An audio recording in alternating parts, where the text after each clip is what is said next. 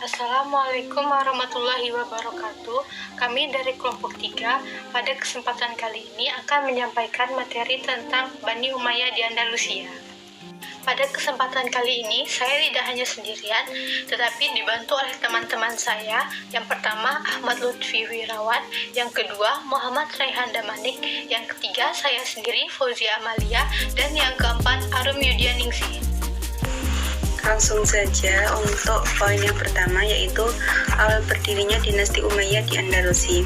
Lebih dari 150 tahun setelah jatuhnya dinasti Umayyah di Damaskus, pemerintahan Emirat Cordoba yang menjadi sisa-sisa kekuasaan dinasti Umayyah mengubah statusnya menjadi pemerintahan kekhalifahan Cordoba pada tahun 929 Masehi di bawah pimpinan Abdurrahman III. Tindakannya tersebut didasarkan pada peristiwa terbunuhnya pemimpin kekhalifahan dinasti Abbasiyah yang bernama Al-Muqtadir. Dikisahkan bahwa pemimpin dinasti Abbasiyah itu dibunuh oleh pengawalnya sendiri di ibu kota Baghdad. Abdurrahman III kemudian menilai kejadian yang menimpa dinasti Abbasiyah tersebut sebagai momentum yang sangat tepat untuk membangkitkan kembali kekhalifahan milik dinasti Umayyah. Pemerintahan dinasti Umayyah di kawasan Andalusia akhirnya berdiri pada 16 Januari 929 Masehi.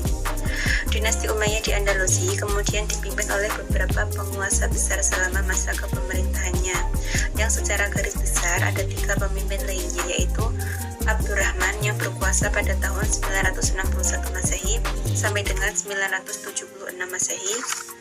Yang kedua ada Al-Hakam II yang berkuasa pada tahun 961 Masehi sampai 976 Masehi.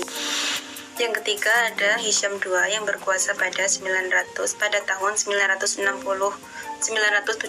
Masehi sampai dengan 1009 Masehi. Pada pemerintahan 3 penguasa itulah dinasti Umayyah di kawasan Andalusia mengalami perkembangan yang sangat besar, terutama di bidang ekonomi dan kebudayaan. Sebagai bukti besarnya kekuasaan dinasti Umayyah pada saat itu, didirikan bangunan-bangunan megah yang melengkapi keindahan kota tersebut.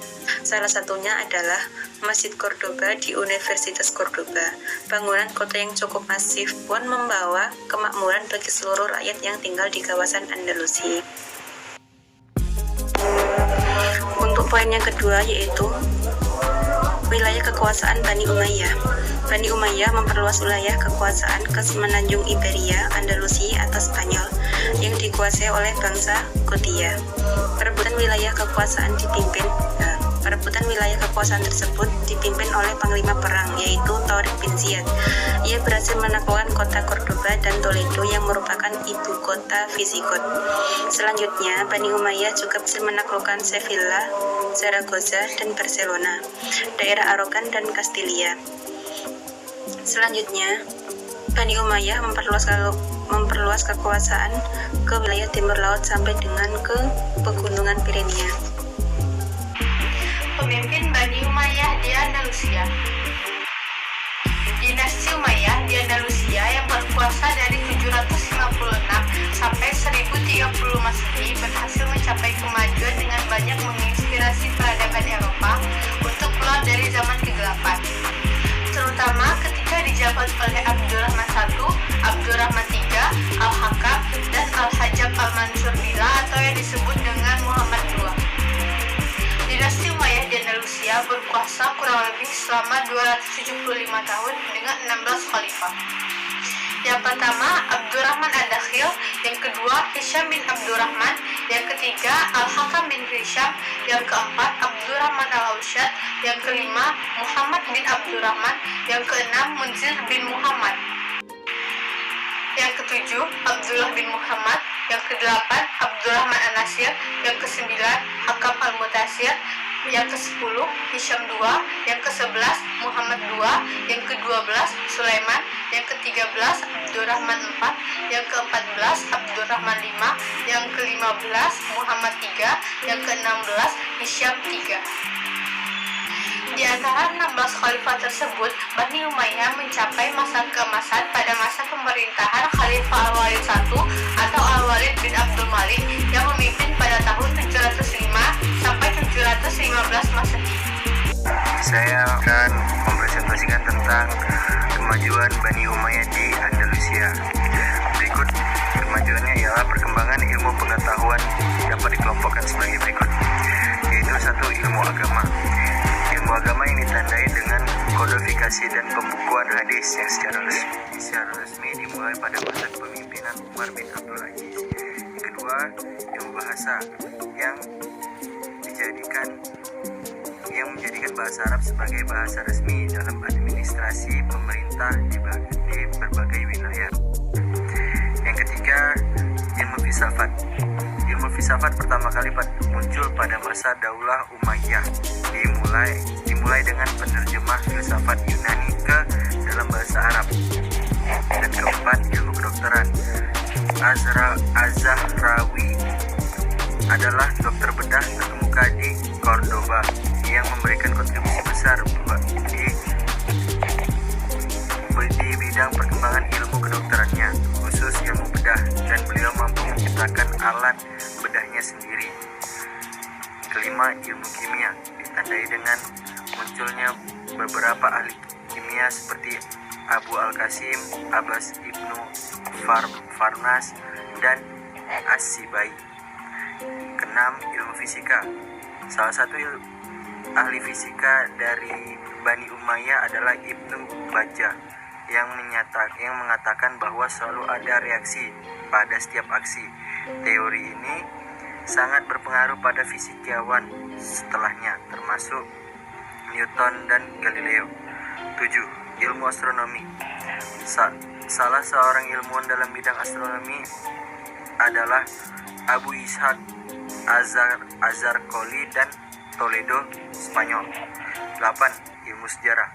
Beberapa ahli sejarah dan karyanya pada periode ini antara lain Ibnu Al-Hazim yang menulis 400 judul buku, Abu Bakar Muhammad bin Umar dengan karyanya yang berjudul Tarikh Iftitah Al-Andalusi, Hayyan bin Khalaf dan karyanya yang berjudul Al-Mutakabis fi Tarikh Rija Al-Andalus dan Al-Madin. Dan saya akan menjelaskan tentang faktor pemunduran di Bani Umayyah di Andalusia, yaitu faktor internal.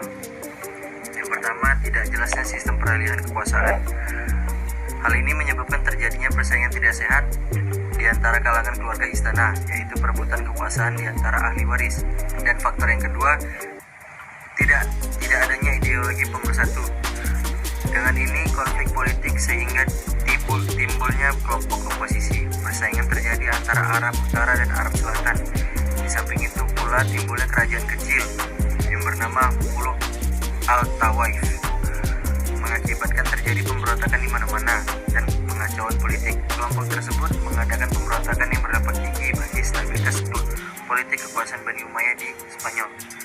Ketiga, penguasa Islam cukup puas dengan menerima upeti dan tidak melakukan Islamisasi secara sempurna. Tidak hanya itu, dilakukan pemerintahan tersebut, akan tetapi ketika melakukan Islamisasi membiarkan mereka mempertahankan hukum dan adat kebiasaan orang Nasrani. Akibatnya dengan kehadiran bangsa Arab menimbulkan rasa iri, membangkitkan rasa kebangsaan bangsa Spanyol yang Kristen. Berbagai usaha dilakukan oleh pihak-pihak yang tidak bertanggung jawab itu dan berupaya semaksimal mungkin untuk mengadu domba sesama muslim. Baik, yang faktor kedua dari faktor eksternal atau faktor dari luar. Yang pertama, timbulnya semangat orang-orang Eropa untuk menguasai kembali Andalusia. Hal ini merupakan keinginan bangsa Eropa yang sudah lama terpendam. Mereka ingin merebut kembali tanah air mereka dari tangan penguasa muslim. Akan tetapi keinginan mereka masih belum terlaksana karena Islam pada waktu itu mempunyai kekuatan besar ketika kekuatan Islam melemah. Ini merupakan kesempatan emas bagi sekelompok komunitas yang tidak senang dengan kedatangan Islam. Beberapa daerah yang belum dikuasai Islam berawal dari saat Tariq dan Musa ketika menaklukkan wilayah Andalusia karena ada perintah untuk segera pulang, sehingga menyebabkan mereka tidak berhasil menaklukkan daerah yang terletak di barat laut. Penyebab keruntuhan dan kehancuran kekuasaan Islam di Andalusia disebabkan ada beberapa daerah yang belum diduduki sepenuhnya waktu ekspansi Islam, seperti daerah Galicia, daerah tersebut menjadi pusat Kristen yang kemudian berdirinya kerajaan Kastil dan Aragon yang menjadi basis Kristen untuk menyerang kaum muslim dalam rangka menguasai wilayah kekuasaannya. Yang kedua, konflik Islam dan Kristen. Pada pertempuran tersebut, Ferdinand dan Isabella melibatkan diri bersama 5.000 personil dengan mendegungkan perang suci. Serangan ini dipelopori oleh Raja Ferdinand dari Aragon. Yang ketiga, kesulitan ekonomi. Pada saat runtuhnya Bani Umayyah ini disebabkan oleh penguasa lebih mementingkan pembangunan sehingga lalai pembinaan perekonomian. Di samping itu pula diakibatkan oleh etnis-etnis non-Arab sehingga menjadi perusak menggerogoti perdamaian sehingga mempengaruhi terhadap kondisi perekonomian akibat dari pembangunan bidang fisik untuk keindahan kota dan peningkatan ilmu. Pengetahuan yang terlalu serius telah melalaikan pembangunan perekonomian yang menjadi pendukung perekonomian persatuan dan kesatuan. Akibatnya, perekonomian yang lemah itu menyebabkan kondisi politik dan militer tak menentu. Ahmad Wirawansyah akan menjelaskan tentang nilai-nilai peradaban pada masa dinasti Umayyah di Andalusia. Yang pertama, toleransi beragama ditegakkan oleh para penguasa terhadap penganut agama Kristen dan Yahudi, sehingga mereka ikut berpartisipasi mewujudkan peradaban Arab Islam di Spanyol. Kemudian, industri, pertanian, dan perdagangan merupakan tulang punggung ekonomi Spanyol Islam. Kemudian, yang terakhir, umat Islam telah mencapai kejayaan pada masa ini. Banyak prestasi yang diperoleh, bahkan pengaruh membawa Eropa dan kemudian dunia kepada kemajuan yang lebih kompleks. Baiklah, sekian presentasi pada hari ini.